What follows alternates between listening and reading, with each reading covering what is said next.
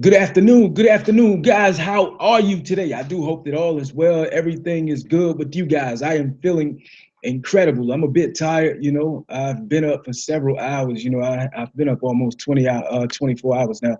But, it doesn't matter. What has to be done has to be done. It feels great to be back, guys. I've been missing you guys for a couple of days. There's been several other things that I've been, dealing with and taking care of.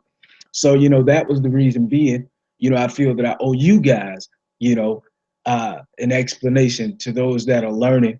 I hope, like I said, that everyone is well. Everyone is feeling amazing today. Happy Monday today. There's been quite a few things going on, globally, especially in Texas and Houston, Texas,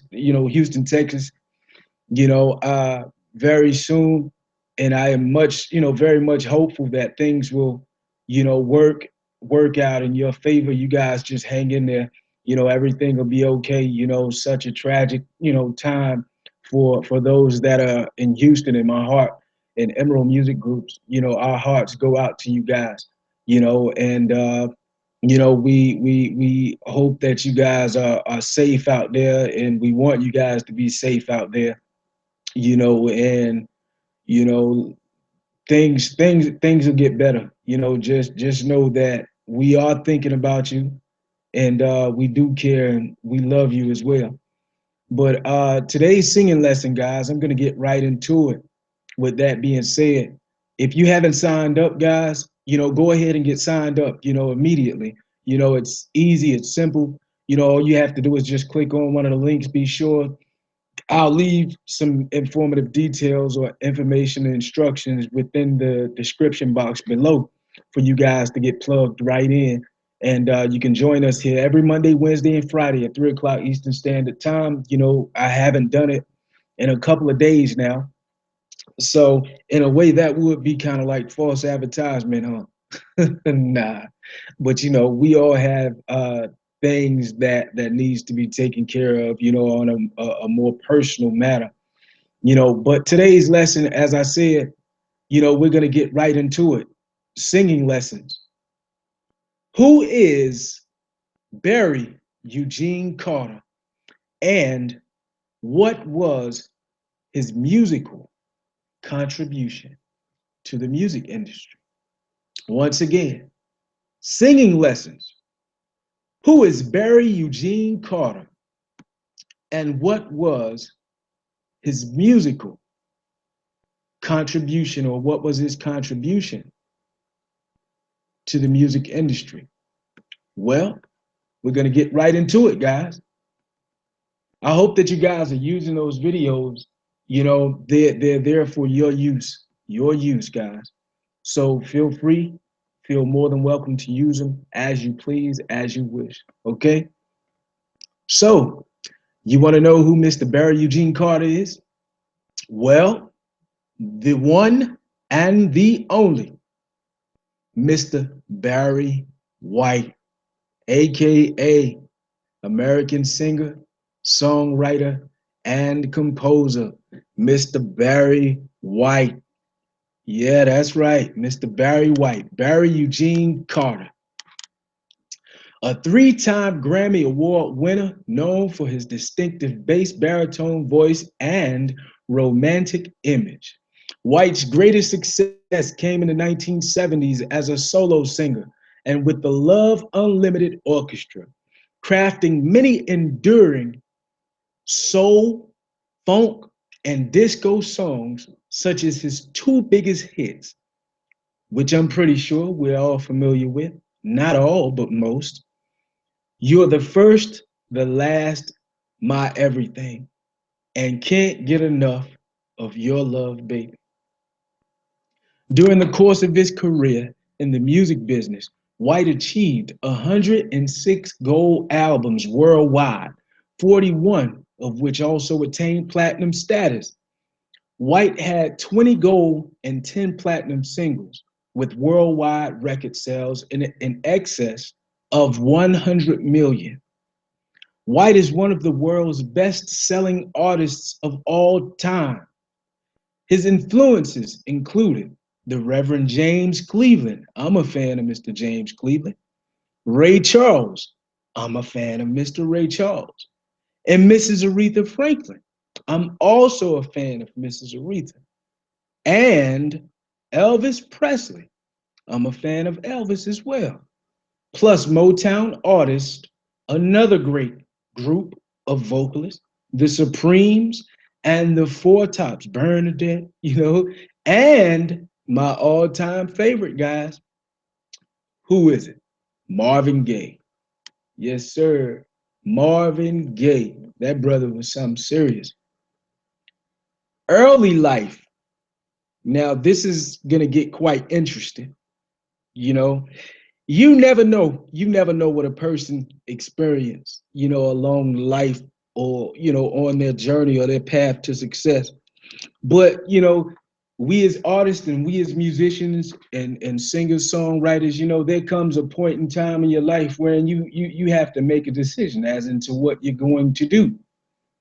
You can't straddle the fence or you can't play both sides of the fence. It's either you're going to be in or you're going to be out, because when you're in a situation such as that, there's consequences to pay. There's time being wasted, and trust me, I know all about time being wasted. Due to you know uh, current situations or you know uh, just being tied up. You know what I mean? Just being tied up and not focusing on the things that are most important.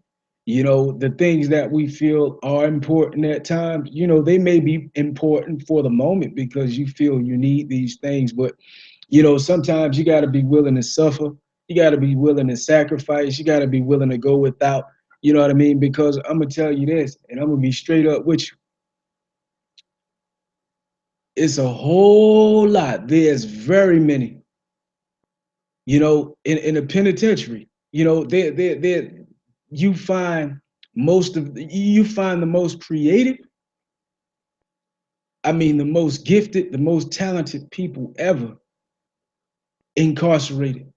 And there's quite a few of them in there, you know, and it's more of like a career choice. You gotta be willing to suffer, because guess what? They don't care. They don't care if you lock behind that wall. They do not care, man, about what you wanted to do with your artwork or what you wanted to do with your music. They don't care. Point blank, period. So if that's your passion to protect your gift, you know, hey, man, switch it up a little bit. Me myself personally, I had to make a choice, and I'm still making choices, but I had to make a choice to withdraw from any of that kind of, activity, uh, anything that would pretty much slow the process down of what's going on in my life right now, or for those things, only for those things that I truly desire to have or to become. So you got to make sacrifices, man. You got to make sacrifices, because one thing you don't want to sing is shoulda, coulda, woulda, you know and I mean, you just got to focus, man. You got to focus. You can't play both sides, man. You can't be in, and you just gotta make a wise decision as into what you really want to do. You know what I mean? It's that simple. It's not simple, but you have to deal with uh what people think of you in your transition sometimes, you know, because they once knew you as this person, and now you've surrendered, and you no longer engage in that kind of activity. So it's like you have to deal with that too. But you have nothing to prove to nobody. People know who you are, they know where you're from, they know what you once were about. So it's like, I mean, as you mature, none of that even matter no more. You know what I mean? It's a thing of the past. It's not even about stripes no more. You know what I mean? Because you earned that. You earned that. So, uh, Moving forward, the early life of Eugene Carter, Mr. Barry Eugene Carter. White was born Barry Eugene Carter in Galveston, Texas, on September 12th, 1944, and grew up in the South Central Los Angeles. White was the older of two children. His brother Darrell was 13 months younger than Barry. He grew up listening to his mother's classical music collection and first took to the piano, emulating what he heard on the records. White has often been credited with playing piano at age 11 on Jesse Belvin's 1956 hit single "Good Night, My Love." However, in a 1955 interview with Larry Katz on the Boston Herald, White denied writing or arranging the song. He believed the story was exaggeration by journalists. While White and Belvin lived in the same neighborhood, Belvin was 12 years older than White. White also stated that he had no involvement with Bob and Earl's 1963 hit, Harlem Shuffle, a song he is credited with producing. And in his 1999 autobiography, White confirmed the song he had produced by Janae Page, who had worked with him on many of White's 1970s successes. White's voice deepened suddenly when he was 14. White recalled, as a child, I had a normal squeaky kid voice. Then as a teenager, that completely changed. My mother cried because she knew her baby boy had become a man. Now, as I was speaking about, some of the things that I was speaking about earlier, you never know what people go through before they finally, you know, uh,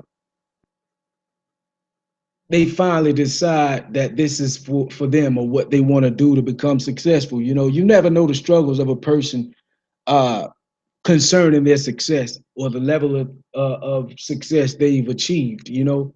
We all start somewhere, and that's for sure.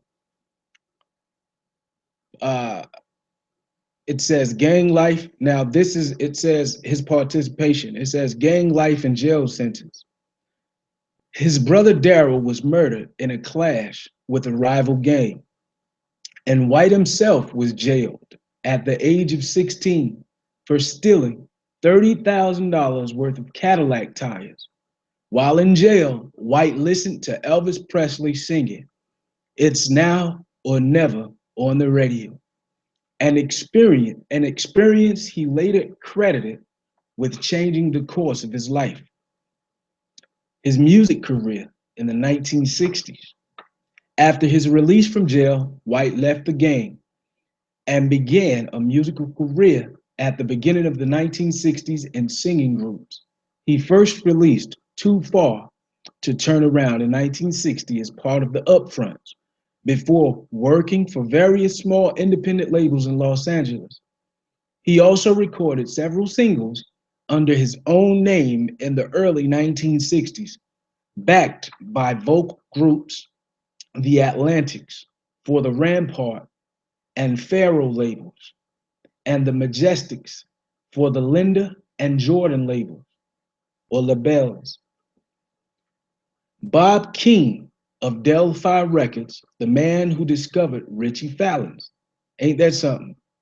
Bob King of Delphi Records. That's who discovered Richie Valens.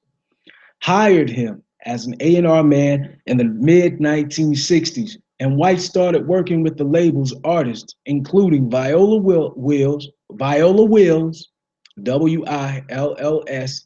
and the Bobby Fuller Four as a songwriter, session musician, and arranger. He discovered singer Felice Taylor and arranged her song "I Feel Love Coming On," co-written with his friend Paul Politi. It became a big hit in the UK. Other charting hits written by White and Politi for her included "It May Be Winter Outside, but in My Heart, It's Spring," and "Under the Influence of Love." White also wrote Doing the Banana Split for TV Bubblegum Act, The Banana Splits in 1968. The 1970s producer. In 1972, White got his big break producing a girl group he had discovered called the Unlimited or the Unlimited, formed in imitative style of the Motown girl group, the Supremes. The group members had gradually honed their talents with White for 2 years previously until they signed contracts with Unit Records. I'm familiar with them. His friend Paul Politi hooked him up with music industry businessman Larry Nunes, I've heard of him, who helped to finance their album after it was recorded. Nunes took the recording to Russ Reagan, who was the head of the Unilabel owned by MCA. The album 1972's From a Girl's Point of View, We Give to You, Love Limited, became a million album seller and the first of White's string of long title albums and singles. White produced and wrote, White produced, wrote, and arranged their classic soul ballad, Walking in the Rain with the one I Love, which climbed to number 14 in the Billboard's hot 100 pop chart and number 6 on the Billboard R&B chart in late 1972. This single also reached number 12 in the UK chart. White's voice can clearly be heard in his piece as he plays the lover who answers the phone call of the female lead. Soon after, Reagan left Uni for 20th Century Records. I've heard of them. Without Reagan, White's relationship with Uni soared. With his relationship with Uni over the Love Unlimited contract bound with the label, White was able to switch both his production deal and the group to 20th Century Records. They recorded several other hits throughout the 1970s. I Belong to You, which spent over 5 months on the Billboard R&B charts in 1974, including a week at number 1, and Under the Influence of Love, which hit number 3 on the Billboard Pop album charts. White married the lead singer of the group, Glodine James, on July 4th, ain't that something, 1974. The 70s as solo artist. White wanted to work with another act, but decided to work with a solo male artist. While working on a few demos for a male singer, he made 3 song demos of himself singing and playing. But Nunes heard them and insisted that he re-record and release them himself as a solo recording artist. After arguing for days, sound like me, after arguing for days about it, White was finally persuaded to release the songs himself, although he was initially reluctant to step out in front of the microphone. He then wrote several songs and recorded them for what eventually became an entire album of music. He was going to use the name White Heat, but decided on using his given name instead. White was still hesitating up to the time the label copy was made. It eventually became White's first solo album, 1973's I've Got So Much to Give. It included the title track and his first solo chart hit, I'm Gonna Love You Just a Little Bit More, Just a Little More, Baby, which also rose to number 1 on the Billboard R&B charts, as well as number 3 on the Billboard Pop charts in 1973, and in the top 40. It stayed in the top 40 for many weeks. Other charts hit by White included Never Never Gonna Give You Up, Never Never Gonna Give You Up. Number 2, R&B. Number 7, Pop in 1973. Can't Get Enough of Your Love, Babe. Number 1, Pop and R&B in 1974. You're the First, the Last, My Everything. Number 1, R&B. Number 2, Pop in 1974. What Am I Going to Do With You? Number one, R&B. Number eight, pop in 1975. Let the Music Play. Number four, R&B in 1976. It's Ecstasy When You Lay Down Next to Me. Number one, R&B. Number four on the pop charts in 1977. And Your Sweetness Is My Weakness. I remember that one.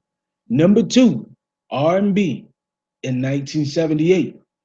And Others, White also had a strong following in the UK, where he scored 5 top 10 hits and the number one for You're the First, the Last, My Everything. So uh, he had an acting career, guys. You know, he was also a part of an orchestra. The name of the orchestra was the Love Unlimited Orchestra. In 1973, White created the Love Unlimited Orchestra, a 40-piece orchestral group to be used originally as a backing band for the girl group Love Unlimited. However, White had other plans, and in 1973, he released this single with Love's Theme, written by him and played by the orchestra.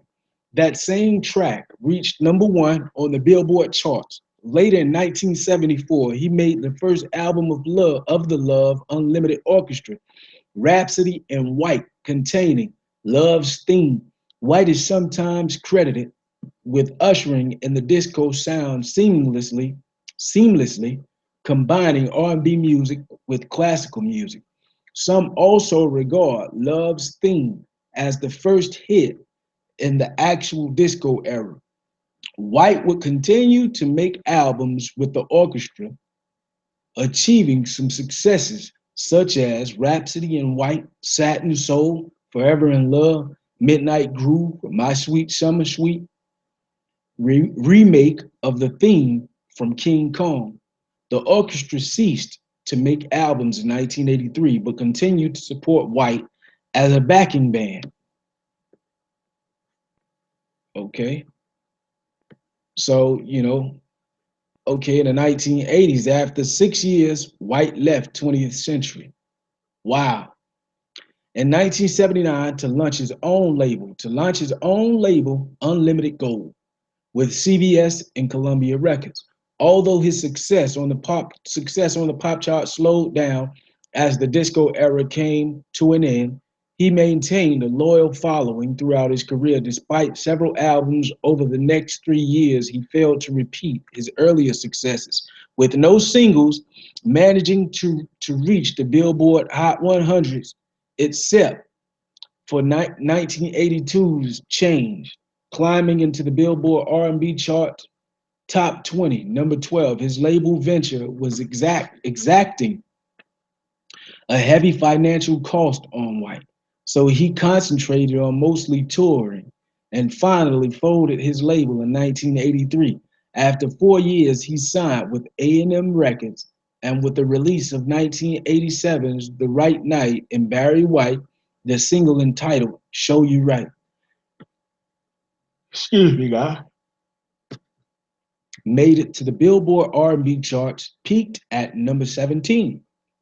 In 1989, he released The Man Is Back, and with it had 3 top 40 singles on the Billboard R&B chart. Super Lover, which made it to number 34. I Want to Do It Good to You, which made it to number 26 on the charts. And When Will I See You Again, which made it to number 32 on the charts. What song? What?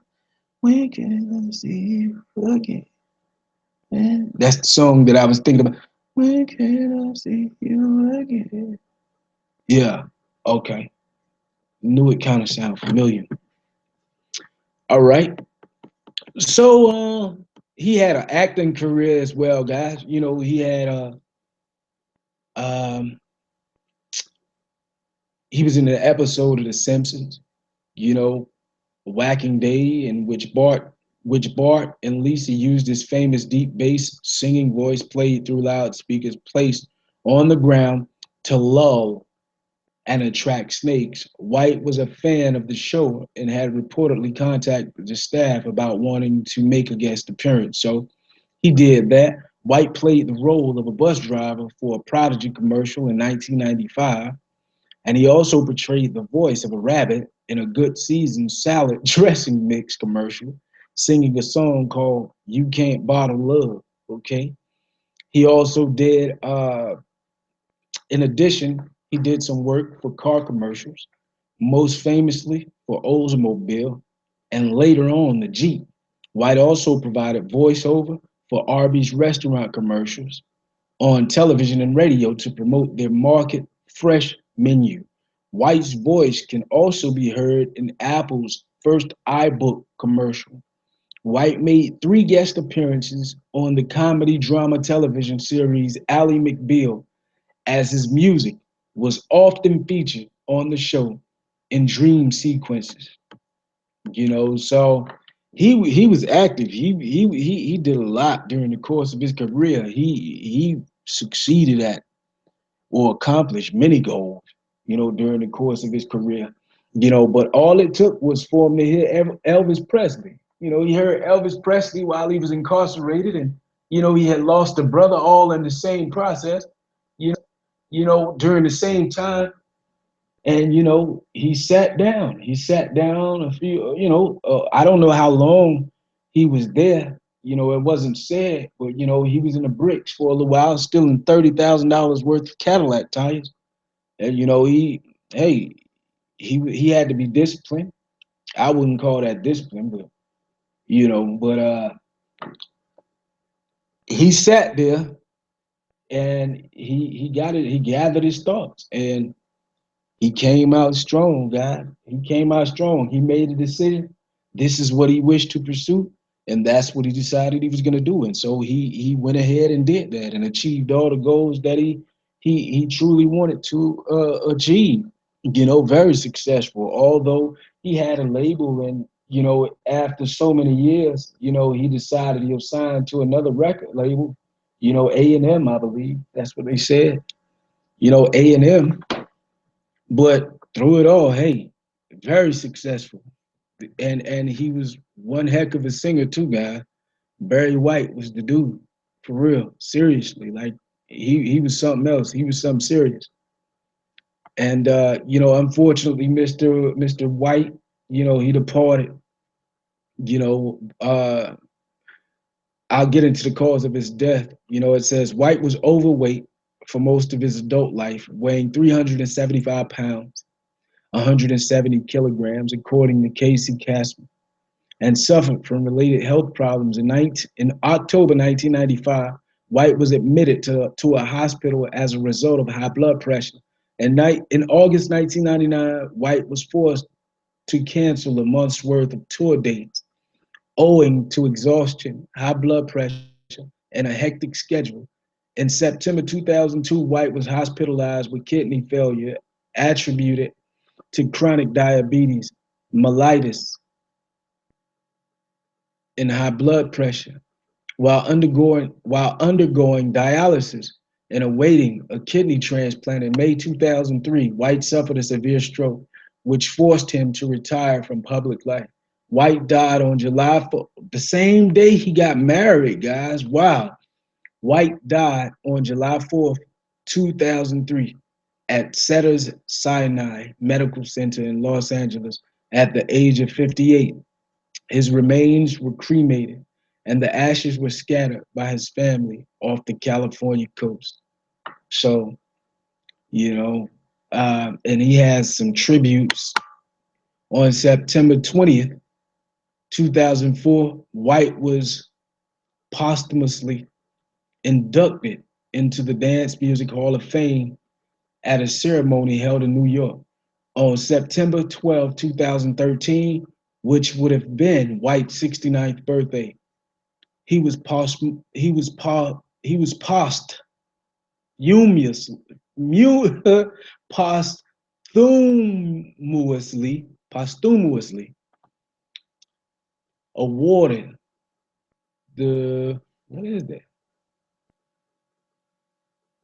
Okay, 2,506th star on the Hollywood Walk of Fame. So the 2,506th star on the Hollywood Walk of Fame at 6914 Hollywood Boulevard in the category of recording.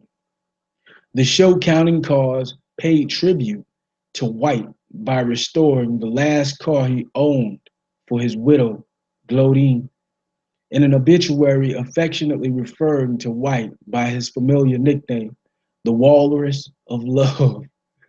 The BBC recalled the rich timbers of one of the most distinctive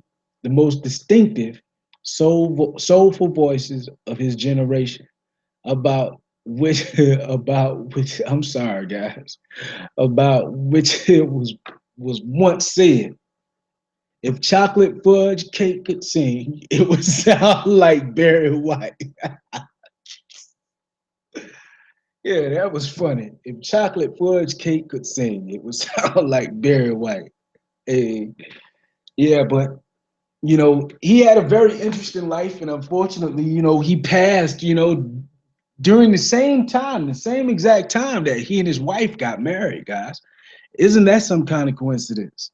On the same exact day at Sinai, Los Angeles, California, or yeah, Los Angeles, California hospital. And the family decided that they'll spread his ashes along the coast of California. So unfortunately, it happened that way due to an illness and kidney failure, and due to his health having bad health, guys. That's why we must take care of ourselves. We have to take care of ourselves. Exercise. Try to eat. Healthy. Try to drink all your calcium. Drink the calcium you need. Almond milk, whatever you may have. What have you. But your vegetables, your fruit. We just got to take care of ourselves. And that's pretty much the outcome. Him having high blood pressure and things of that nature, weighing 375. That was a big guy. That was a big guy. You know, and we just have to take care of ourselves. But other than that, he had a very successful career, music career, from start to finish. If you ask me, and if you ask me again, I'd say that his career isn't finished. Because I'm a strong fan of Barry White. I love Barry White music. Barry White's music. I always have been a fan of Barry White. And another one of my favorite songs uh, is one that He collaborated with several other guys. Johnny Gill and several others. Secret Garden. That was one of my favorite songs, and it still is. Secret Garden. It's a beautiful song. But guys, take care of yourselves. I felt that this information would be helpful, to kind of give you some direction. Every time, I come on and I do a live hangout, I either sing, teach you different things concerning singing. That's the niche, that's the niche, singing lessons, guys. And, as I always say, we will do great things together, but to, I try to make it unique as far as the delivery, and I feel that these are people that we all should know about if we're involved in music, or if we take part in music or the arts of music, the art of music in any kind of way. I feel that it is a great contribution, to our lives and to our careers as musicians and as artists and songwriters. So that's why I share these things with you guys. And like I said, I hope that you enjoy them. I didn't say it, but I just said it. I hope that you are enjoying them, and I appreciate each and every one of you that hang out with me every Monday, Wednesday, and Friday. At 3 o'clock Eastern Standard Time, 12 o'clock Central, which is high noon. For those of you that are on the West Coast. So that is who Mr. Barry Eugene Carter is. Barry White, guys. So until next time, guys, this is going to conclude the Emerald Music Group's singing lesson. Who is Barry Eugene Carter, and what was his musical contribution? Or what was his contribution to the music industry? Mr. Barry White, we love you, and rest in power, bro. Until next time, guys, I love you. And as I always say, we will do great things together. I'm about to get some rest. Got a show to do tonight. So, I'll be seeing you guys later. I'll see you again on Wednesday. All right. Until next time, guys. Be safe and peace.